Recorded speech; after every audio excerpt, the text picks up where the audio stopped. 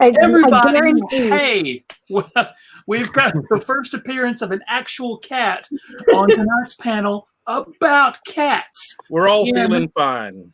Yes, about cats and sci-fi and fantasy and horror. Welcome. It's Thursday night. It's 8 p.m. Central. Welcome to the American Sci-Fi Classics. It's falling apart already. Chaos already. A very grateful cat fell off the desk into my lap. No.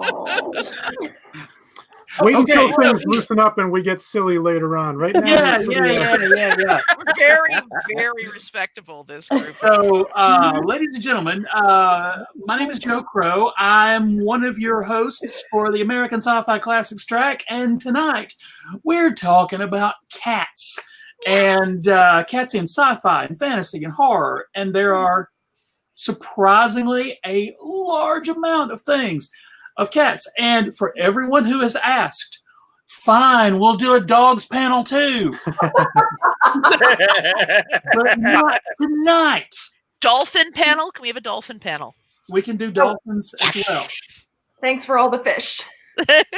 All right. So what I'm going to do, let's everybody go around. We'll introduce everybody, and then we'll do the thing. And one internet to my left, Sue. How are you?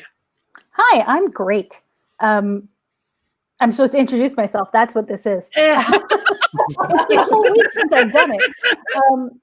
My name is Sue. I'm one of the co-hosts of Women at Warp on the Roddenberry Podcast Network, and we are a feminist Star Trek podcast. I also appear on other shows and talk about other things, and am always ready to smash the patriarchy. And I have 3 cats, all of which you will probably see this evening, but I make no guarantees other than the one that is currently in front of the computer. This is Tilly. She doesn't want to look at the screen.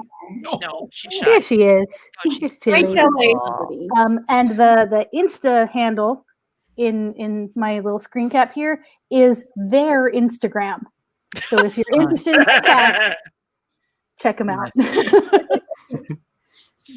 And 2 internets away from me, Denise.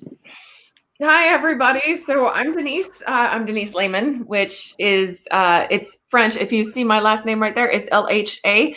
That's the French's way of getting back at the English-speaking language, because y'all made fun of us in World War II for capitulating. So now we're going to screw you up forever. This is the gift that keeps the double consonants. I am on Instagram at Layman's Terms, which is a play on my last name because that's how it's pronounced. I have 2 cats, Boots and Pants, which were actually, their names came from a D&D game at Dragon Con, because we were trying to remember what the sound that beatboxers make at 3 o'clock in the morning. Don't do that.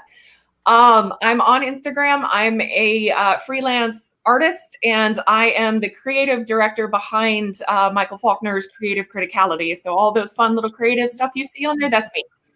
I helped design all of that. Totally awesome. And one internet south of me, making her first appearance on the quarantine panels. Marie, how are you? I am so good. I'm excited. To be honest with you, I can't think of a time in my life when I didn't have a cat. So to talk about cats is just the most perfect thing for me. My name is Marie Jones. I'm a social media specialist. And so in my job, I just get fully steeped in all things pop culture, because I've got to be able to create content, right? So I love everything pop culture. I love movies. I love TV. I love cats. So this is the ideal place for me to be on a Thursday night. I have 2 right now, Poe and Leo. And Poe is named after Poe Dameron of Star Wars. Nice. And Leo is named so because he has the personality of someone who's a Leo. That makes sense. Cats, And man. now I'm going to go back to diagonally from me in the Alice position in our Brady Bunch, Sherman. Hello, my name is Sherman Burris. I'm a lifelong fan of science, fictional and otherwise, and I'm glad to be back on camera again tonight for the DragonCon panel. And how many cats do you have? It's kind of hard to keep track of them. They're all outside cats, and none of them are spayed and neutered. But we live out in the country, and there's a lot of rats and snakes too, so it sort of balances itself out. Nice. So. Nice.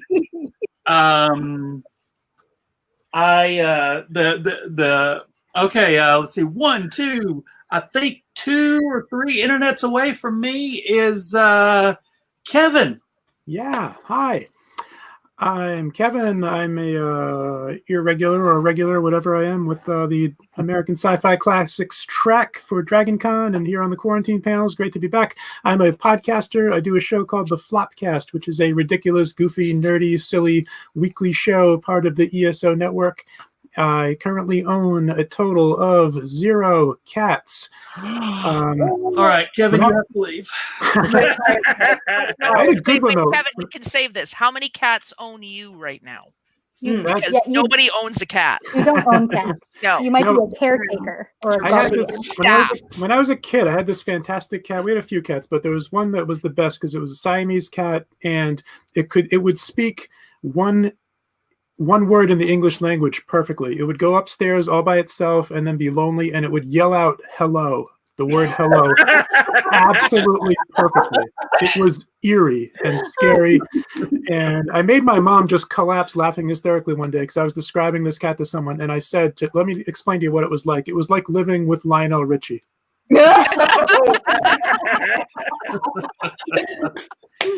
And let's see now, Deanna. I'm Deanna. I'm a teacher in Canada, and I own I'm staff for 1 cat currently, but I've been a lifelong staff for cats. But Monty, you will not see because he's seen all your pictures at the post office, and he knows you murder cats, so he does not trust you in any way. Understood. The Crow family has 1 cat. And he was around here at some point, and his name is Percy because my child named him Persephone before she found out he was a boy. That happened to me. That happened to me too. That happened to me. Apparently, it is very difficult to tell when cats are young. Yes. And I named a cat Vanessa, who was a boy, and we called him Vinny. Nice. Boots I are had a really Sylvester confused that girl, turned out to be a so. Sylvian. Sorry. Yeah. So yeah. I'm lucky. I named Boots when I thought he was a girl. So it rolled over really, really well. Easy. Easy. So, cats in sci-fi, fantasy, and horror. And let's start. Sue, throw out throw out your first one. Or we're just doing like best cats? Yeah. Or cats that we love in sci-fi. I don't know. Yeah, it can be cats we like, cats we don't like. They don't care either way. No bearing on them in any way, shape, or form. I mean, I guess to stay on brand, I got to pick a Star Trek cat. There are several Star Trek cats, but I'm gonna start it off with Maress from the animated series, the Cation, not necessarily cat, but the Cation officer. I believe she's technically in communications, voiced by Majel Barrett. Ah, yeah, nice. So what's your take on the new Cation in Lower Decks? Because we barely she's marvelous. The Dr. Ta'ana. Yeah, she's marvelous. I love her. And when they were before Lower Decks came on and they were introducing us to these characters, we don't get much time with the bridge crew, but they described her as a dirty, crusty alley cat. I'm here for it. I think they also said who has a heart of gold or something, right? Because she's also the doctor. So she's first of all, she's the doctor. She's wearing Crusher's lab coat, and she's an orange cat who's like swearing all the time. Like check. I'm in. That's it. The Cations are an interesting species in Star Trek, because they show up in the animated series, and we never again until Lower Decks. Oh, really? They're in the background of some of the movies. Okay, because I was going to ask about that. Yep, and they're in. They of course look different than Maress does because animation, and they show up They're in Star Trek Online. They're in a lot of the games. They're in the role-playing game. Yeah, they have a playbook in Star Trek Adventures. But there are a few people in the background of the TOS era movies that are Arcatians. Oh, Very cool. well, you learn something at every quarantine panel. Denise, Favorite cat or just the best? just doesn't have to be your favorite one. We're going to go around a time or two, so. Okay. So I guess, well, if we're talking like hardcore science fiction, it would have to be the cat from Alien, Ripley's cat, or Ripley's cat from Ridley. Yeah. Jonesy. Yeah, that's it, Jonesy. I loved Jonesy. Yeah. Jonesy was great. He was a fun little insert. And there's a metaphor about survival in there with that cat in space. So yeah, I think he would be my favorite from science fiction. Now, if we're talking like fantasy, we'll get there. It's the cat from The Mummy that Brendan Fraser holds up and he's like, and he hisses at the mummy. Everything about the movie, the Mummy is fantastic. But think about it. Cats are often used as the sort of signal that a character in the movie is wrong, is evil, is not good, because the cat can detect it and hisses as a warning. And that's our cue as an audience. Ooh, this person is this is not good. It's a shorthand in movies if you think about it. Yeah, it's a plot device. It helps move the action along, and you can't get that with dogs. No. Not the same. Dogs just love everybody. They have no judgment. Yeah, that's true. Most dogs actually love everybody. Yeah. So let's go to Kevin. That's better. Well, I kind of gave up my number one science fiction cat already, and I know this is a favorite of the classics track, of course, but come on, The Cat from Outer Space, classic Disney movie, 1978. And yeah, we actually did a special screening of this movie at DragonCon just a couple of years ago. A couple of years ago, and we were I believe the reason, like so many other things that we end up doing, it started as a joke. Yeah. You're like, oh, you know what we should do is watch The Cat from Outer Space, and I said, we're doing it. Yeah. Like, oh no, really? I'm like, yeah. We crammed the room full. Oh yeah.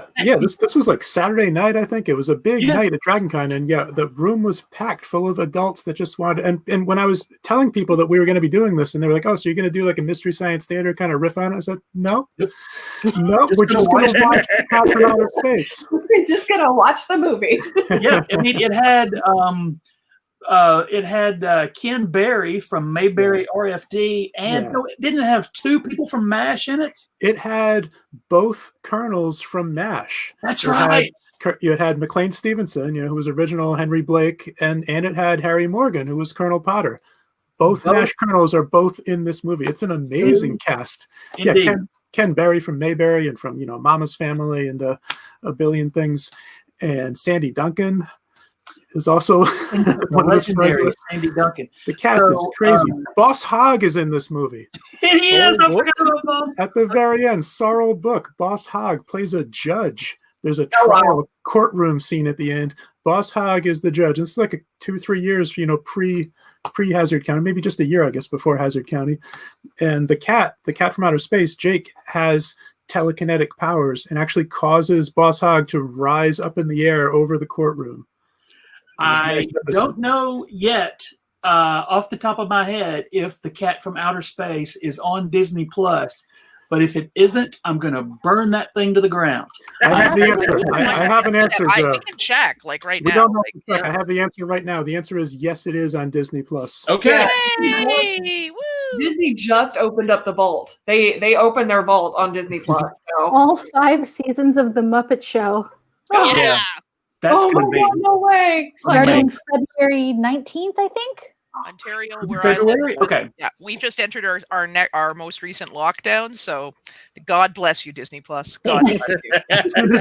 Canadian lockdown starts. I feel like everybody just clicked off of this panel and are tuning into the Cat from Outer Space right now. I can hardly blame them. Thing.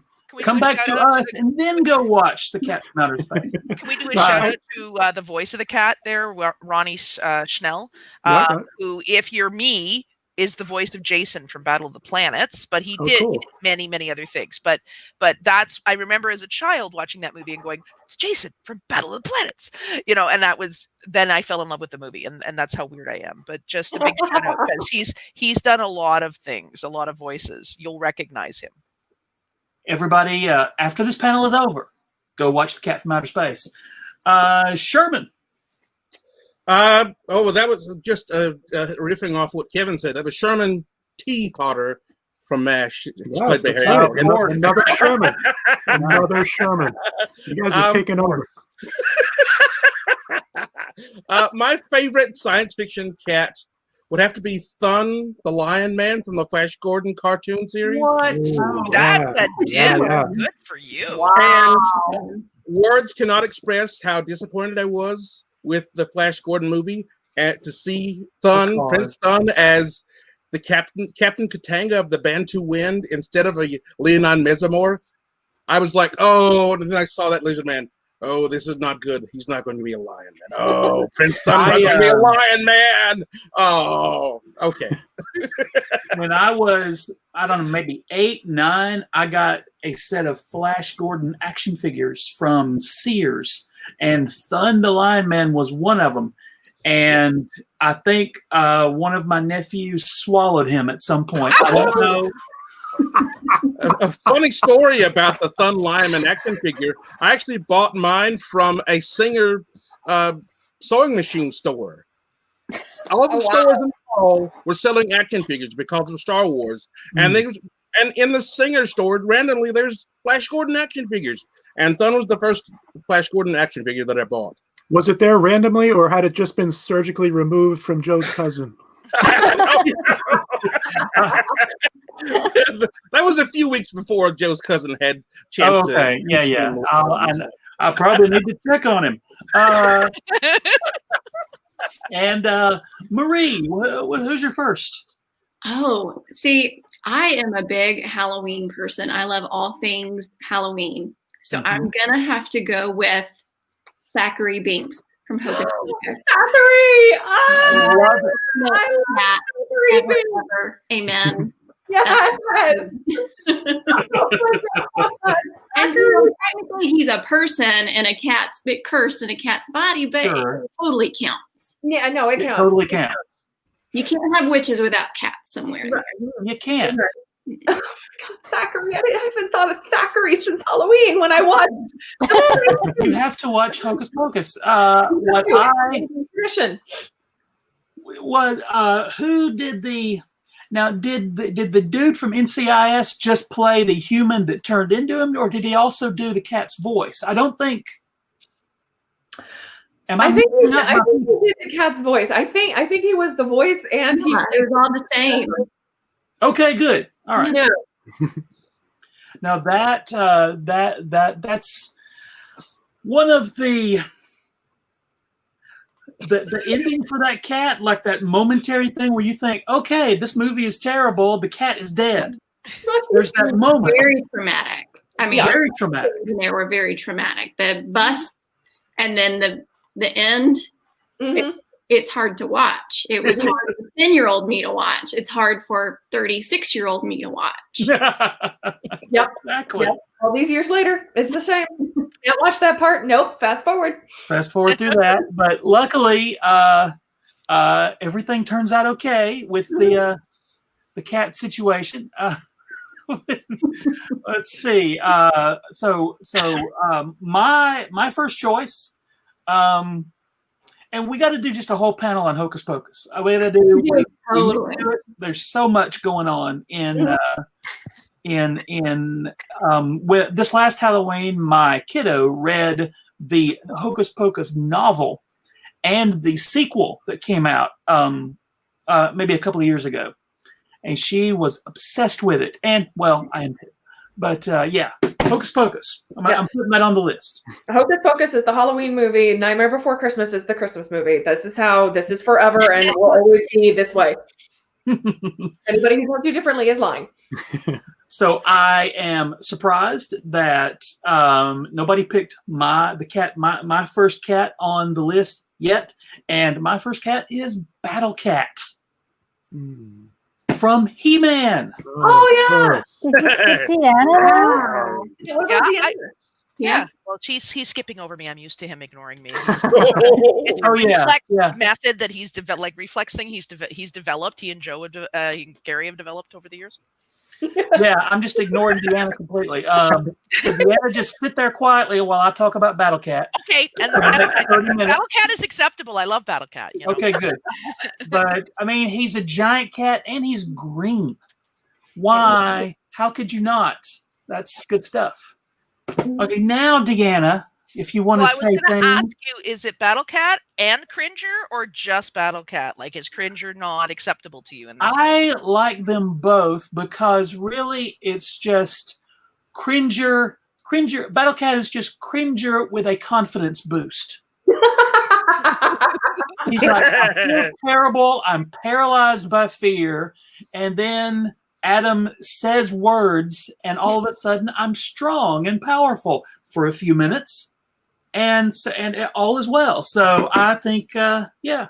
So he's the Muds women of the action figure world. And I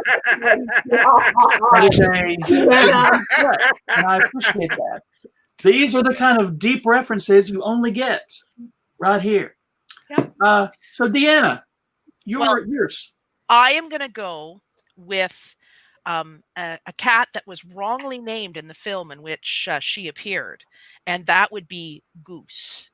Okay. Now I know you guys may know her as Chewy, but she is Goose. Now she's actually not a cat; she's a flurkin, and she has like a whole dimension inside of her, which is where this stuff comes from. She is in the comics. She is the companion to Captain Marvel, to Carol Danvers. Yeah. And if you've read the comic run, eventually she hooks up with Rocket Raccoon and has babies. What? Yes, I know. Interspecies love or something like that.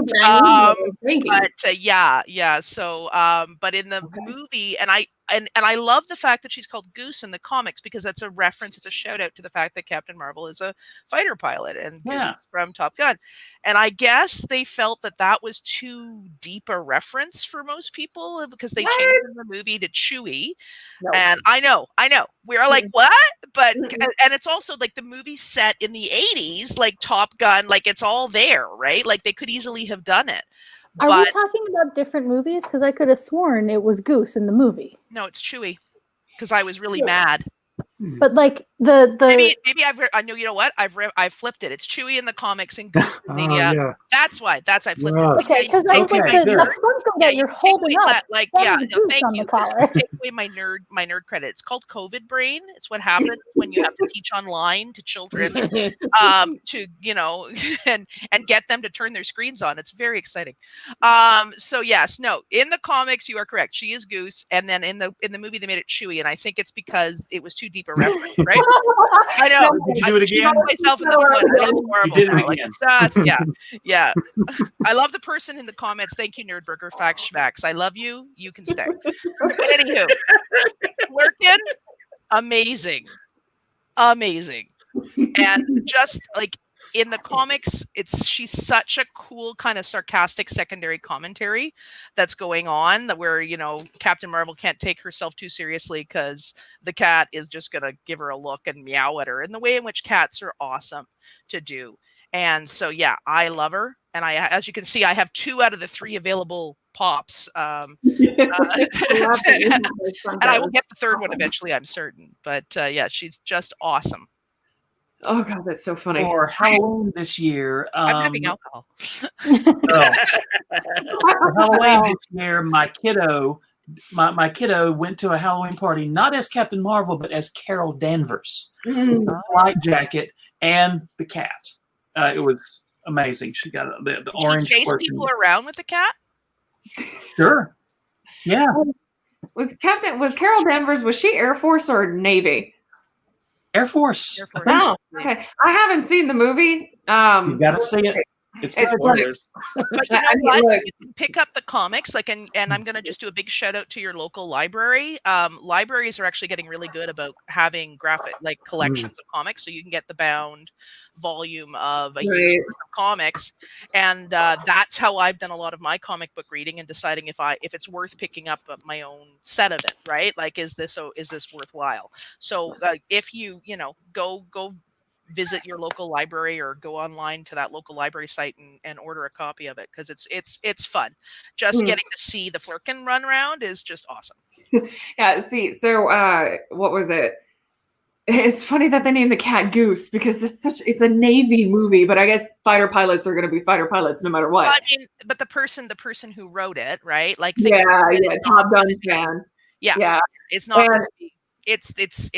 It's not. They're not going to understand that bit. It's just No, they're not. I just find it funny because Navy, but yeah. So the only reason I haven't seen the movie yet is because I just get put off by Brie Larson. I'm like, nah, you know what? I'll just read the comics. I'm good. Well, if you get put off by Brie Larson, then you should watch Scott Pilgrim, because she's a villain in that one, and it's kind of awesome. Yeah, no, I seen Scott Pilgrim, and I'm cool with her being a villain. She wasn't my favorite in the last Avengers movie. I'm like, no, you're good. Okay, but I'm done with you. And we're way off topic, but to be fair, in the last Avengers, what? She's barely used, right? Yeah, like, has that ever happened? Have we ever gone off topic completely? All right. So I believe we're back around to the cat. So Sue, who's next on your list? Oh, should I keep it Star Trek or not? You can. Mm-hmm. I'm not going to tell anybody that you went off. I mean, I can recite Ode to Spot from memory. Okay. But I will not subject you to that unless you would like it. That'll be on our Patreon feed. So, those of you that have donated to the Sci-Fi Classics Track Patreon, you will get a special episode of Sue reciting Ode to Spot. So I'm going to have to now, everybody pause. I'll go start the Patreon. and start the page and launch the page and put graphics up and everything. That'll be the $10 tier reward. Super quick story about that. At the 50th anniversary Star Trek convention, the several of us on the Women at Warp crew decided to go get tattoos together because, of course, we did. Why wouldn't we? But I'm here for this content. better. I mean, nobody loves needles, right? But one of my co-hosts was having a really hard time, was afraid she was going to jerk her hand up and punch the guy because she was getting it on her forearm, right? She was getting a delta on her forearm. And so the entire time she was getting tattooed, I stood there and held her hand and we recited Ode to Spot together to get her to focus on something else. And no, even better, when we were done, the tattoo artist was like, "Were you guys praying?" Yeah, I just cussed that out when he gave me these. Damn, I want to be that kind of cool. In our own way, we kind of were. Cats are gods. It's true. It's one of my favorite stories. But Kat, I am not going to pick Spot. I'm going to go into fantasy and into novels and to Grebo from the Discworld series. Yay! Grebo is, I'm getting some blank stares. Grebo is Nanny Mog's cat who, they turn into a man at some point because they need a distraction for something, but he's not like an anamorph or whatever. He's just this gross, disgusting cat that will kill anything that crosses its path. And he's got one eye and he's got scars all over him and matted fur. And he's the most evil cat to everyone he comes across except for Nanny Og, who he loves dearly. And he's the best. I love Grebo. Grebo is the reverse of the little dog in the Night's Watch. I can't remember his name, but he's the reverse of the little dog who's got so many doggy diseases there.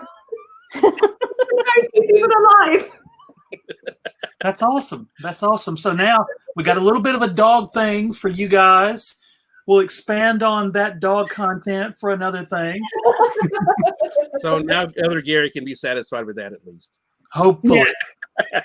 But let's see, Kevin. Oh, back to me. Okay. I got one here. I have a couple of really weird examples coming up, but before I get completely weird for this round, I'm going to go with, I got a comic book here, and sort of Star Trek-ish in a way. So, Sue, you might be aware of this, but do you know Captain Ginger? I don't know Captain Ginger. This is relatively new. This is a comic series. It started a couple years ago, so I think there are a couple of collected editions out now, but it's sort of like Cat Star Trek. It's like there was a starship that was run by humans. The humans all died. There were cats on board who evolved and then took over running the ship. Like Red Dwarf. Red Dwarf. No way. I need this now, Kevin. I need this now. This is from Ahoy Comics. It's a relatively new comics company. They've been doing really quality work, though, and it's a really nice series. I've read just the first volume of it. This is the first issue of the regular comic book here, but the art is gorgeous. It's really well done. It's like real characters. Like they have their own motivations and different roles. Written by Stuart Moore is the writer. June Brigman is the artist, and June she worked on Power Pack for Marvel Comics. I was going to say way back in the 80s. Yeah. So I think it's a little independent company, so it's kind of off people's radar. But Captain Ginger, I do recommend if you like science fiction cats. This is a solid current comic book series of science fiction cats. In space. We'll put a link to that in our show notes for Ahoy Comics. And I realized immediately after I did it that I totally skipped over Denise. It's like herding cats with you, Joe. Yes, it is. Bye, Boots. So I don't know if he counts, but Cat from Red Dwarf. Yeah, Yay! It's a dude. Yeah. Science fiction comedy. Yeah, that counts. Yeah. He's a dude and a cat, and I swear to God, he's the most cat I have ever seen on television. My favorite episode is Quarantine. Mr. Flibbles. We're living that episode right now. Yeah, exactly. But cat is my favorite. But also, there's Black Sad. Going all the way to noir and novels, you've got Black Sad. And this was actually a gift from my sister ages and ages ago. And I anxiously anticipate the next comic every time it comes out. But these are all done by hand, and they're all watercolor, and they're done by a former Disney artist. Mm. Oh, wow. Yeah, and they're beautiful. It's Juan Diaz Canales and Juanjo. I'm probably screwed up that name, so sorry. Guarnido, and I mean it's beautiful. It's beautifully written, beautifully. All of it is gorgeous. But yeah, those are my two favorite cats. So let me try not to skip the rest of you. We'll see. Sherman. My next one would have to be the Thundercats. All of them. Well, yes, all of them, but more specifically Panthro. Because, you look at my hand. The camera's a little dicey right here now, but if you look at my hand, there's a separation in the color line between the back of my hand and the palm. Well, the animation for Thundercats paid so much attention to detail. They actually showed Panthro with lighter colored gray palms than the back of his hand were. So that was one of the reasons why I really liked that show. I did. Thundercats was just great anyway. I did not know that. Yeah. And also, Panthro was my favorite of the Thundercats. He seemed to be the only one who knew how everything worked. Yes. Don't ask him about the sound flange, though. he was voiced by Earl Hyman, who was Grandpa Huxtable on The Cosby Show. Oh, yeah. Really? Yes. Oh my gosh. I'm not going to be able to unhear that now. Sorry. Earl Hyman wasn't connected to any of that other stuff, though. So. That is hilarious. I had no idea. Let's go to since I'm just going to skip Deanna. I'm not going to skip you. Actually, I'm not actually going to skip you. But Marie, who's next on your list? Next on my list, I'll go with the animated theme. I'll continue that on. I'm going to go with Meowth.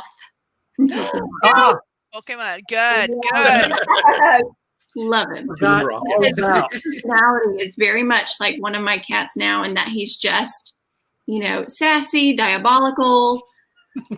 And, the voices I do at home, just kind of narrating what my cats are doing around the house, sound an awful lot like Meowth, just naturally. I think he's very true to what cats are like around the house. Oh, here's your kitty. I love it. That is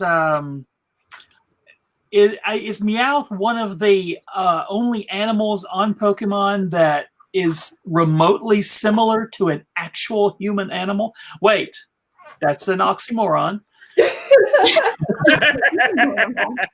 Maybe. An actual non-Pokemon related animal. Okay. Anyway, yes. Well, there are some dinosaur-looking things, but I think he's probably the closest one to what. Something's happened on that world. It's just humans and then the freaky Pokemon creatures and a cat who talks. I think he doesn't talk, but he's very cat-like. Yeah, but Meowth is a Pokemon type. Like, there are other Meowths, right? There's just something special about this one that he can talk. Yeah, that was the gimmick with Meowth. I don't remember what he. I don't remember why, but he was special. naturally inclined towards Team Rocket and all of their shenanigans. Yeah, heck yeah. Because I identified more with Team Rocket than. That's because they were the best out of that entire stupid show. Let's just. Thank you. Thank you. Oh, I think I hear my son ranting upstairs that is so wrong. There will be a showdown at some point with my dear. He's gonna that one. Turn over a table. He's gonna run in and turn over your table. That's right. So Deanna. I'm gonna go to a novel. I am going to go to the Dresden Files series with the great character of Mr., who is Harry Dresden's cat. He is a big gray cat that kind of flops around, and at one point, Harry Dresden actually has him save the universe because he takes a cat toy, and Harry's got, if you're familiar with the Dresden Files, Harry's got a map of Chicago in his wizard room, and they're trying to defeat a big evil bad guy, and so Harry enchants sort of this cat toy and then puts it on the table, and then Mr. bats the toy around in the real world, because this map of Chicago is sort of a spiritual map of Chicago. So that means that in the real world, as every time Mr. goes after this toy, some kind of construct and power force appears at another part of Chicago, and the big bad is sort of distracted by that, allowing Harry to do what he needs to do. And Mr. is kind of awesome because in the way in which he writes him, Mr. doesn't really care about anything, including Harry. Somebody, I was at a convention years ago with Jim Butcher, the author of the Dresden Files, and somebody asked him if Mr. was going to save the world again. And his answer was perfect. It was, no, Mr.'s really busy with cat things like sleeping and eating and licking himself. He's really busy to save the world. He's an awesome character. And if you've not read the Dresden Files, you should. It's a great series. So let's see. My next one is Professor Mcgonagall from Harry Potter's. I decided that she's merely a part-time human. I decided in my head canon that Professor Mcgonagall was the transformation. That she actually just a cat. Yes. There's a little comic series that I used to follow, and I think I fell off of it. And the first comic that was introduced was the Mcgonagall one, where who's a good little pud? Who's the best little pud? Yes. Yes. Nice. Is that the Secret Life of a Background Slytherin? Yeah, the background Yes. Slytherins, Yeah, yeah. and the title changes depending on the comic. So sometimes a background Gryffindor, background. Hufflepuff. Yeah, it depends on who it is. Yeah. I love that stupid little comic. It's the best. Yep. Okay, I gotta find that. That's She's more on for the show Facebook. notes. She's on Facebook and she's amazing. But that was the first comic that I was introduced to. My Life as a Background Slytherin, and it was just this little cat, and the little character was like, "Who's the best little pud? Who's the best little pud?" And then poof, it's Mcgonagall, and Mcgonagall walks away. I'm the best pud. Like, yeah, She is. That's she is true. the best pud. So next up, let's see. I think we're back around to Sue. Oh, I was looking for the comic for you. Oh, thank you. Well, who's the baby on your lap? This is Oswin. Oh, Oswin. And I thought my cats had great names. Is that working? Are you seeing this? now I you're seeing this. not see. 2 years now. No, we're not seeing it, unfortunately. Shared. Oh, kitty. Oswin. No, See, yeah. I feel like the whole panel should just be us showing our cats. Like, you know, Right. Well, if mine would cooperate, I would, but they're not. I'm just going to cancel because this isn't working. All we'll right. be recreating Zoom meetings that we've all had in the last Yes. month. the baby. Mm. Now you can see her whole face. Almost named Spot, almost named Jonesy. Went with Oswin. Okay, so next cat on my list. Again, skipping a Star Trek cat. And I am going with Salem from Sabrina the Teenage Witch. I remember when Melissa Joan Hart was Sabrina. Oh, best character on that show. And like truest. I know Salem was all black on an all black cat, but like also that is how tuxedos are. If you are familiar with tuxedo cats, just like pure adorable evil. So good. They know how beautiful they are. Yes. That's the thing. They know it. And they want you to admire them. Yes. But My from a tuxedo is just out of frame over here. Even when it even on the Sabrina show, even when he was the weird cat puppet so that it could speak, still pretty adorable. Oh yeah. Now, He was when the best they had the stunt cat, of course, precious. But We had the puppeteer of the weird cat puppet at DragonCon a couple of years ago. what? Oh, yeah. No way. I'm Was Nick furious Mackay there in too? retrospect.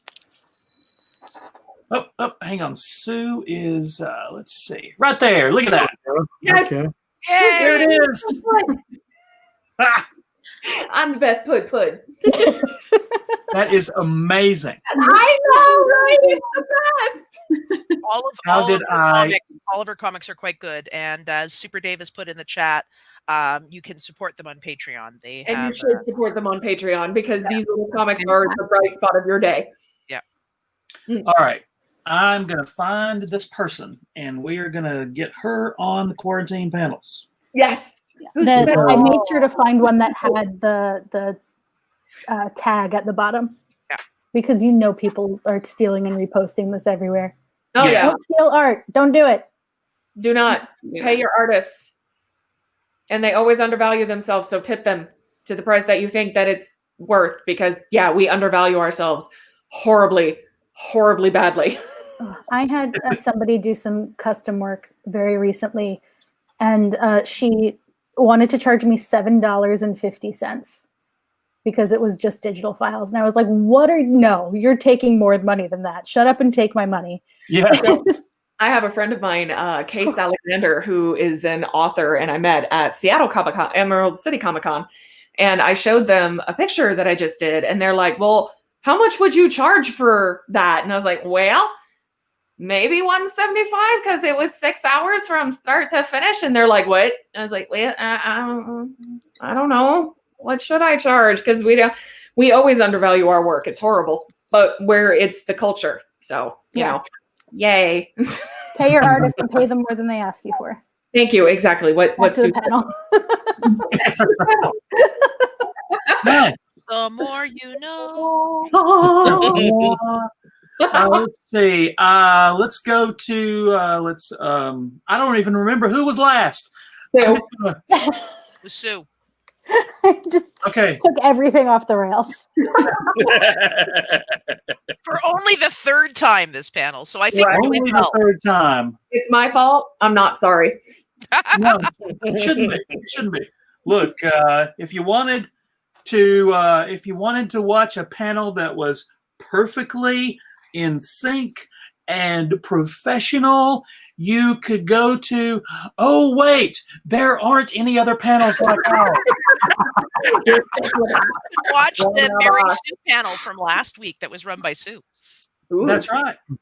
I'm sorry, I missed that one. Stupid migraine. Migraine. I know, right? So let's go to Kevin. Okay. Did we skip Denise? We did, but it's okay. Go ahead, Kevin. Carries away 1 week, Joe, and look what happened. 1 week. You know, letting you live it down. Denise, you go ahead. Better Denise. face than I do. The difference of when I'm on the panel and when I'm running the panel. Disruptive or organized? Kevin can go. He's much prettier than me. It's fine. Go ahead, All right. Kevin. I disagree, but warning, this is I have something so stupid for you right now. No. I was on a panel just a few days ago it was a virtual Boston science fiction convention, and I did a panel about comic books of 1986.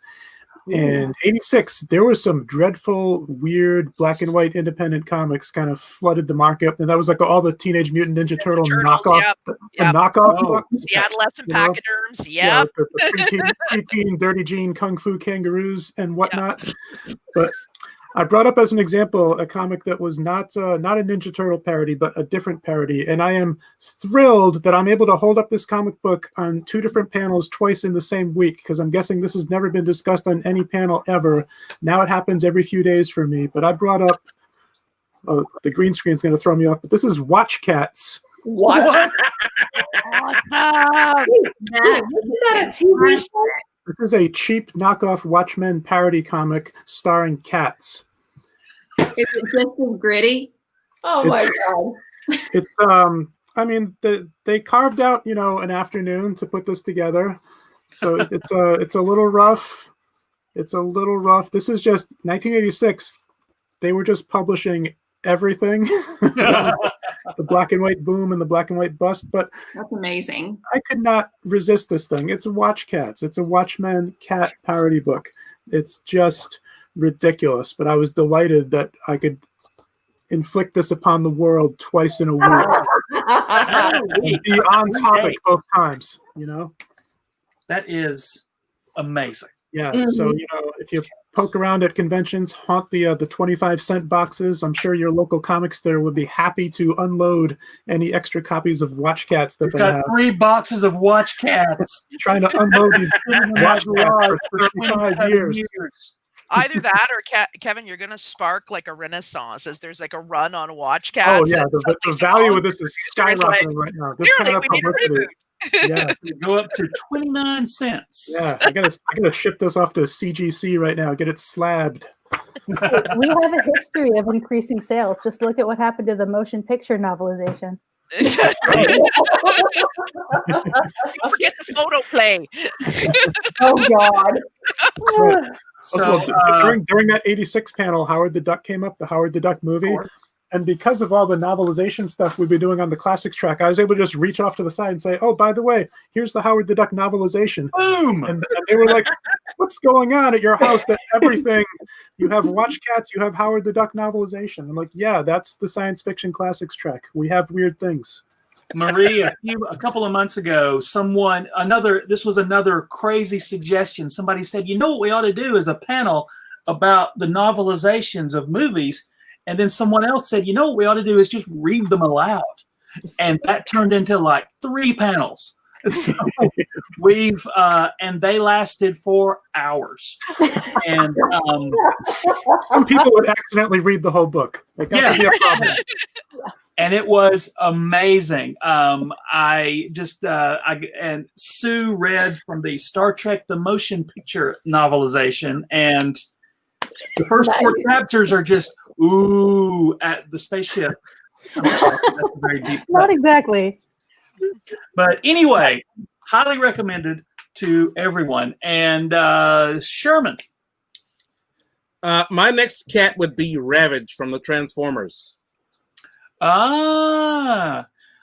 was voiced by Frank Welker, who also did the voice of Soundwave, who carried Ravage as a cassette in his chest, and the voice of Megatron on Transformers. So and Soundwave was a cassette player who carried a cat as a cassette. Yes. Okay. Well, he was a jaguar. Most people thought he was a dog, but he was actually a jaguar. Freaking dogs. If people come to the dog panel saying Ravage, we can say no. Ravage is a jaguar. Jaguar. It was a jaguar. Thank you. That's awesome. I knew there had to be a transformer that was a cat somewhere, and I'm glad that Sherman found it. They had Beast Wars. They had the whole thing. It was a strange in the early 90s, man. It was a weird early 90s, man. Yeah. Time. They were still on the drugs from the 80s. Oh, don't blame the drugs, man. Oh no, I'm blaming the drugs. Well, that's just a crime. And those parachute pants. I'm blaming all of it. All of it. The wide shoulders. So, Deanna. You skipped Marie, you know that, right? And you still skip me. So my name is Deanna, and I'm going to be the host of the Classics Track tonight. All right. All right, I'll go, and then Marie can go after ahead. me. And I am going to. I am you guys keep. surprised. This one Man, that was John. You see, he needs to come back because the one I want to share, I'm honestly surprised Joe hasn't. Joe's running this thing. So, Joe, I'm really surprised you haven't mentioned Manimal as your favorite cat. Are you really Joe Crow? Is my question. Because, the fact that he could turn into a Black Panther makes him, I think, one of the greatest science fiction cats. I think you are correct. I think I am. And I am not pandering because I'm also just really surprised this hasn't come up yet. So, Joe, I am not going to steal your thunder. Would you like to talk about Manimal? Briefly, I will. I'll only talk about Manimal for an hour and a half. Go get the slideshow, Joe. Get the chart. Get the PowerPoint, Joe. Oh, hang on. I've got an extensive book that I'm pre-writing. Oh my God! But the first time that I went to Dragon Con, or was I on panels Dragon Con, Joe put me on a Manimal panel. Did I? Yes, he did. And that's where Panimal came from. Also, I had never seen the show and still haven't, and I told him this, and he said, "You'll be fine." Were you fine? Were you though? I would go on panels with things I'd never seen all the time. What's that old saying? Fake it. Manimal, go Joe. Manimal. Manimal. So they every episode he turned into a Black Panther because they could only afford like 2 transformation scenes, and the Panther stuff was filmed one time in one warehouse in one weekend or day or whatever, and they just reused the same Panther footage every single week. Yeah. And so he always had to chase a villain into a warehouse because that's where they let this predator loose, and then attempted to film it over that afternoon in the early 80s. And they had all of the Panther footage of, and then they would run the Panther footage of the Panther walking toward the camera, and then the various actors who played the henchmen and criminals would just recoil in their camera frame, going ah! And so they had the actual panther footage that they used once, and then they had a panther prosthetic paw that appeared to be on a stick. If Manimal needed to push a button of some kind, because they didn't think far enough ahead to okay, let's try to get this man-eating predator to push that button. They decided, let's just fake it, and that's how it happened. Because you would see realistic panther footage because it was an actual real panther, and then you would see this plastic panther claw going on the button to blow up the warehouse. Oh my God! It was delightful. Yeah, it turns out panthers are they're not great actors. It's hard to work with a panther. I don't know why this show didn't get a second season. I really don't understand. I mean, Deanna, I can give you many reasons, but I shan't do that. You know, I watched Beastmaster recently, the 1982 movie. So there's a Black Panther, a major character in Beastmaster is a Black Panther, and it looks weird. And the reason it looks weird is it's not a panther, because panthers are so hard to work with. They took a tiger and painted it black. Like the Rolling Stones song? Yes, just like the Rolling Stones song. When you learn this, it's like, this is a fantasy world they created. Like, couldn't they have just made it call it a panther? They could have why called did it have to be a panther? A tiger. For that job, painting the tiger. Yeah, and what poor idiot got that job?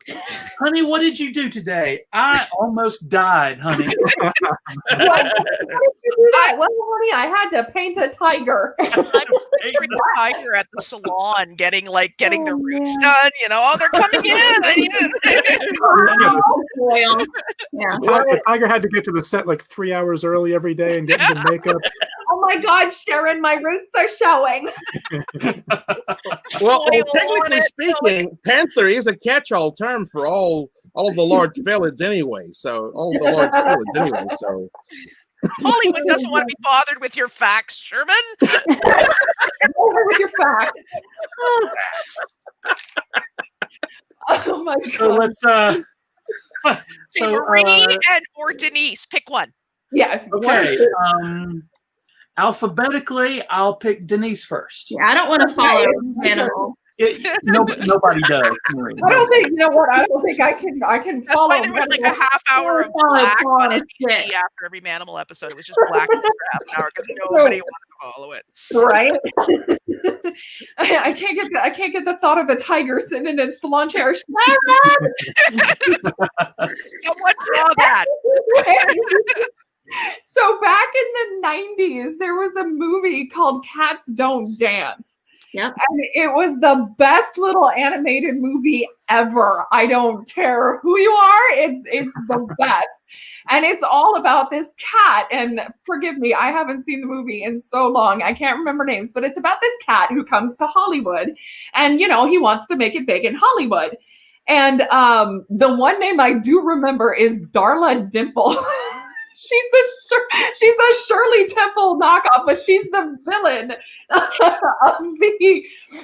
the thing. And it's only people who can act in movies, and the animals are, you know, the background and the sidekicks and stuff like that. And according to Darla, who runs Hollywood, cats don't dance. Well, by the end of the movie, obviously cats do. They sing, they dance. It's a big thing. But oh my God, if you guys haven't seen this movie, it's so great. It's a musical, like back when the musical movies were still a thing, before, you know, you got the catchy Frozen crap.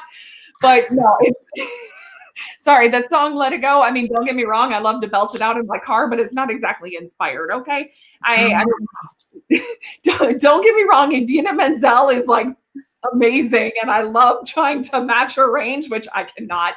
But my car ride is a Broadway show of me and the other. This was back before all of that, and it's a fun little movie. If you haven't seen it, you should, because it's great. Darla and Dimple, for God's sake. That's awesome. And Marie. Nice. Yeah, Marie.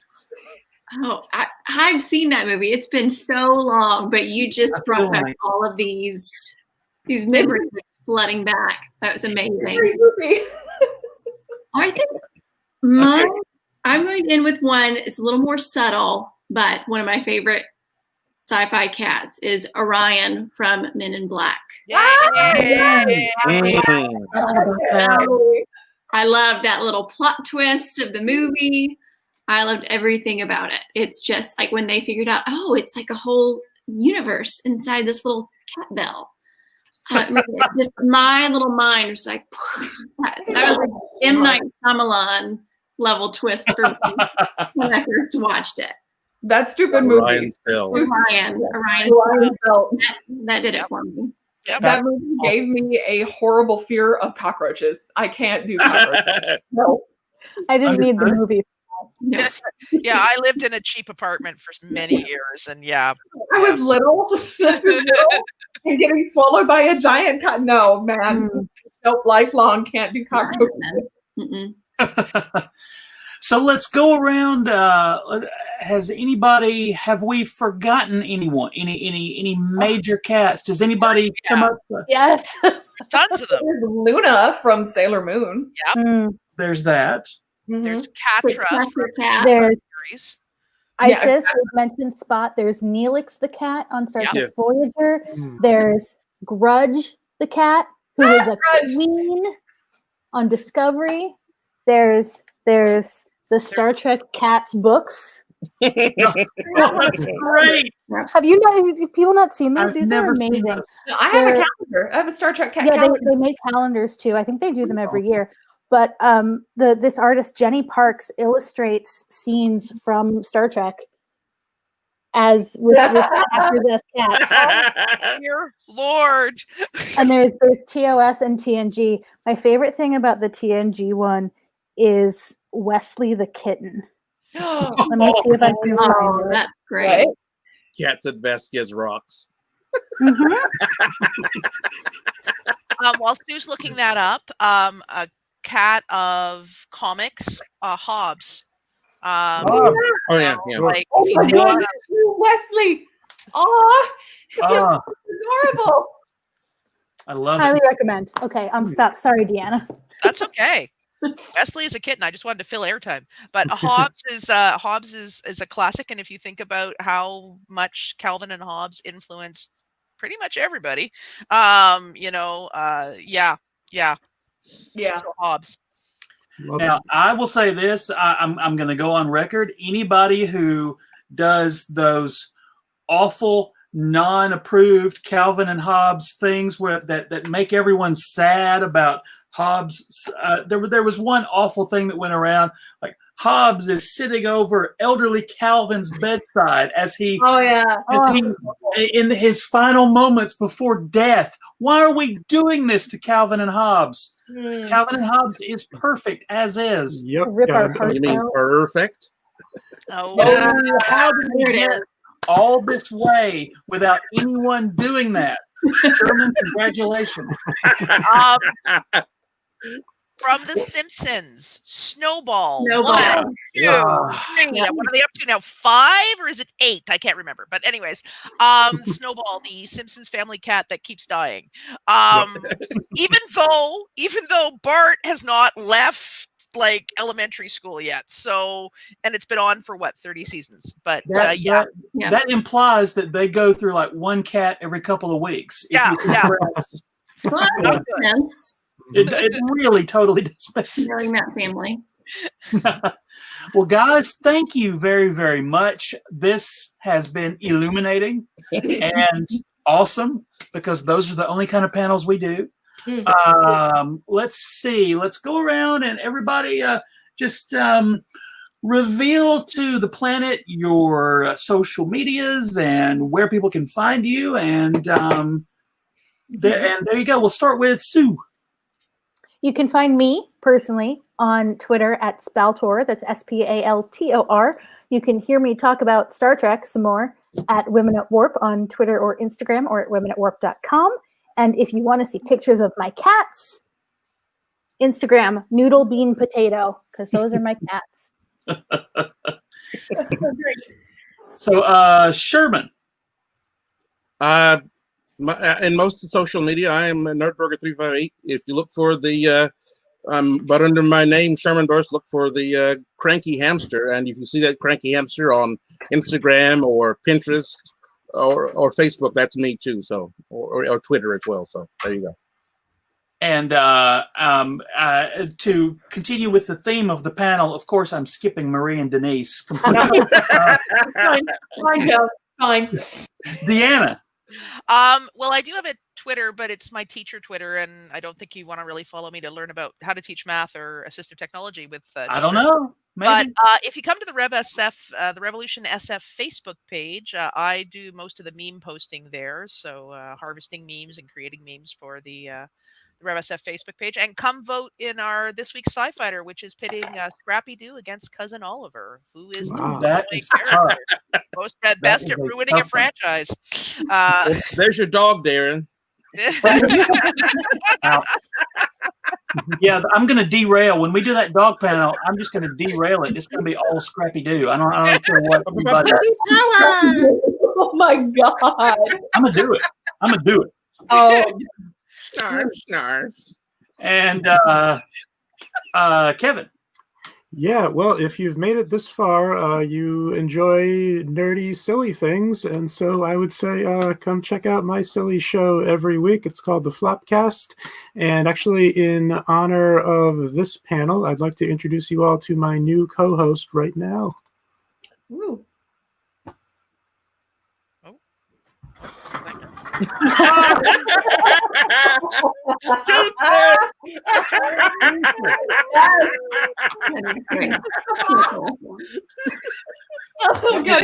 favorite thing was it last year at this was DragonCon 2019. These brilliant, wonderful people brought Toonces to DragonCon, and they just made everybody that walked by just collapsed in delight. That is amazing. Yeah. I didn't see it. Apparently, they were only there for like 15 minutes. Something like that, yeah. Oh, it was a lot of fun at first, but it did not end well. No. It never does, No. Kevin. It ended in a fiery wreck at the bottom of a cliff. Yeah. And Marie. I put my handle right there. We go. It's flipped. At Marie Jones. I'm at Marie Jones on most everything, so you can find me there. I share a lot about social media, a lot of pop culture references. I love 80s movies, so I'm sharing those types of references. I watched Wishes of Eastwick the other night, and it was fabulous. Wow, cool. That's all there. Denise. Oh, so now we pay attention to me. Is that it, Joe? Don't draw attention to the fact that he remembered you. Just go with it. Yeah, congratulations. Go off at any time. He's got host control. Right. As I cough up along. I'm on Instagram, right? Yay. Okay, right there at layman's terms. I'm not very active right now because my Instagram is undergoing a change. I plan on starting an Instagram that focuses solely on World War I and World War II history because those are my jams. I was born on the anniversary of D-Day, so it's been a jam for me ever since I was a kid. I mean, how could it not be, right? Just remember that the French hate you and your language, which is why we put consonants together where they don't belong. Vraiment. Yeah. But guys, thank you very, very much. Thank you to everybody out there in the interwebs who spent a little time with us. Hopefully, we've given you an hour and some minutes of enjoyment. And if you enjoyed this, we're doing it again next week with a completely different topic that I don't remember right now. So it'll be in a week. Just come right back here. And if you're looking for us, you found us. But we're on the Facebook at facebook.com/groups/American Sci-Fi Classics. And there and on Twitter at Classic Track, we'll keep you updated on all the things we're doing. We enjoy doing geeky stuff so much that instead of just doing it one time a year at a convention, we're just going to do it all the time now. So next there week we are, the and last guys, unicorn and 70s animated fantasy. Oh, thank yeah, that's you. right. So Yes. tune in next week. Will you hear Gary say he's not wearing any pants? That's co-host Gary. I hope wherever you are. I believe he's in Boston right now. And, Gary is currently in Massachusetts Yeah. with me. Nobody here is wearing Not pants, with I you. assure you. no pants in Boston. No. Your pantlessness are going to re-traumatize us, those of us who watched The Last Unicorn as children and were traumatized, okay? I do not appreciate the re-traumatization. Well, it's coming next week. Next Delivered week. with a smile. Oh, of course. With a smile. Now the cat shows up.